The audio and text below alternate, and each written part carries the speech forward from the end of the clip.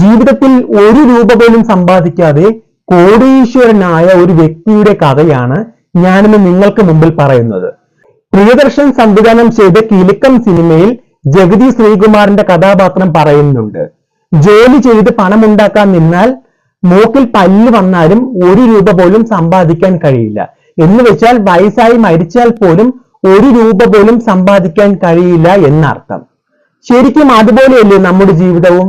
എന്നാൽ ഒരു രൂപ പോലും മുതൽ മുടക്കാതെ കോടികൾ സമ്പാദിച്ച ഒരു വ്യക്തിയുടെ കഥ ഇതാ നിങ്ങൾക്ക് മുമ്പിൽ.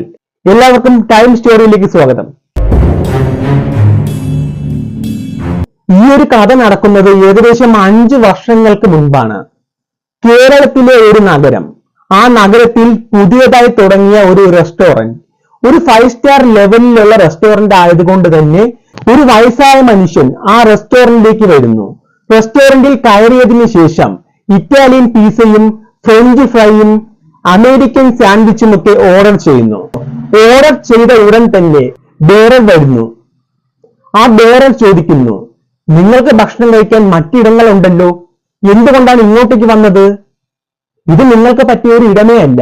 നിങ്ങൾക്ക് ഭക്ഷണം കഴിക്കണമെങ്കിൽ വല്ല കുപ്പത്തൊട്ടിയോ അല്ലെങ്കിൽ സൗജന്യമായി അന്നദാനം നൽകുന്ന ഏതെങ്കിലും അമ്പലങ്ങളോ ക്ഷേത്രങ്ങളോ ഏതെങ്കിലും വീടോ ഉണ്ടെങ്കിൽ അങ്ങോട്ടേക്ക് ചെല്ലൂ. നിങ്ങളെ പോലെയുള്ള ആൾക്കാർ ഇങ്ങോട്ടേക്ക് ഒരിക്കലും വരാൻ പാടില്ല. ഇത് വലിയ വലിയ ബിസിനസ്മാനും വലിയ വലിയ കോടീശ്വരന്മാരും ഭക്ഷണം കഴിക്കുന്ന ഒരു ഇടമാണ്. നിങ്ങൾ ഇപ്പോൾ തന്നെ ഇവിടുന്ന് പോകണം എന്ന് ആ ബേറർ ഇദ്ദേഹത്തോട് പറയുന്നു. പക്ഷെ ഇദ്ദേഹത്തിന്റെ സ്ഥാനത്ത് മറ്റാരെങ്കിലും ആണെങ്കിൽ ഒരു അവാർഡ് സിനിമയിൽ കണ്ടതുപോലെ കരഞ്ഞുകൊണ്ട് ഇവിടുന്ന് ഇറങ്ങുന്നു. എന്നാൽ ഇയാൾ ഇദ്ദേഹത്തിന്റെ ബാണസഞ്ചിയിൽ നിന്നും 50,000 രൂപയുടെ 500ന്റെ ഒരു കെട്ട് എടുത്ത് ഇദ്ദേഹത്തിന്റെ മുമ്പിൽ വെക്കുന്നു, ഈ ബേററുടെ മുമ്പിൽ വെക്കുന്നു. എന്നിട്ട് പറയുന്നു, ഇത് നിന്റെ അച്ഛന്റെ ഹോട്ടൽ അല്ലല്ലോ, ഈ ഒരു കാര്യം ചെയ്യൂ, ഞാൻ ഓർഡർ ചെയ്ത ആഹാര സാധനങ്ങൾ വേഗം കൊണ്ടുവരൂ, എന്റെ കയ്യിൽ കൊടുക്കാൻ പണമുണ്ട്, നീ ഇവിടുത്തെ വെറും ജോലിക്കാരൻ മാത്രമല്ലേ. അപ്പോൾ ബേറർക്ക് കാര്യം മനസ്സിലാകുന്നു. ഇദ്ദേഹം പറഞ്ഞ ആഹാര സാധനങ്ങൾ കൊണ്ടുവെക്കുന്നു. ആ ബേറർക്ക് അവിടെ ഒരു ദിവസ ശമ്പളം 450 രൂപ മാത്രമാണ്. ഭക്ഷണം കഴിച്ച് ബില്ലും കൊടുത്ത് ബേറർക്ക് 1000 രൂപ ടിപ്പും കൊടുത്തിട്ടാണ് ആ ഒരു ഭിക്ഷക്കാരനായ വ്യക്തി ഹോട്ടൽ വിട്ടുപോയത്. അവിടെ ഒരു ഓഡിറ്റർ വരുന്നു. ആ ഓഡിറ്റർ ഈ ഭിക്ഷക്കാരനോട് പറയുന്നു, ഇന്നാണ് ഇൻകം ടാക്സിൽ നികുതി അടയ്ക്കേണ്ട അവസാന ദിവസം, അല്ലെങ്കിൽ പെനാൽറ്റി വരും. അപ്പോൾ ഭിക്ഷക്കാരൻ അങ്ങോട്ട് ചോദിക്കുന്നു, എത്ര രൂപയാണ് ഇന്ന് അടയ്ക്കേണ്ടത്? അപ്പോൾ ഓഡിറ്റർ പറയുന്നു, 1,50,00,000 രൂപയാണ് അടയ്ക്കേണ്ടത്.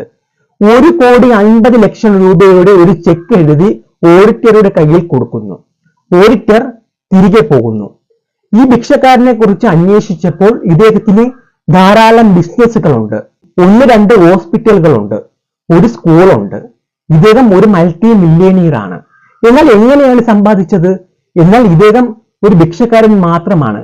ഇദ്ദേഹത്തിന്റെ ബയോഗ്രഫി അന്വേഷിച്ചപ്പോൾ ചെറിയ പ്രായം മുതലേ ഭിക്ഷയെടുത്ത് തന്നെയാണ് ഇദ്ദേഹം ജീവിക്കുന്നത്. പക്ഷേ വരവിൽ കവിഞ്ഞ ചിലവ് ഇദ്ദേഹത്തിന് ഇല്ല. ഞാൻ പണമുണ്ടാക്കാൻ എളുപ്പ വഴി ഭിക്ഷയെടുക്കുക എന്നല്ല ഉദ്ദേശിച്ചത്. ഇദ്ദേഹം ഒരു ഭിക്ഷക്കാരനാണെങ്കിലും ഒരു കോടീശ്വരൻ കൂടിയാണ്.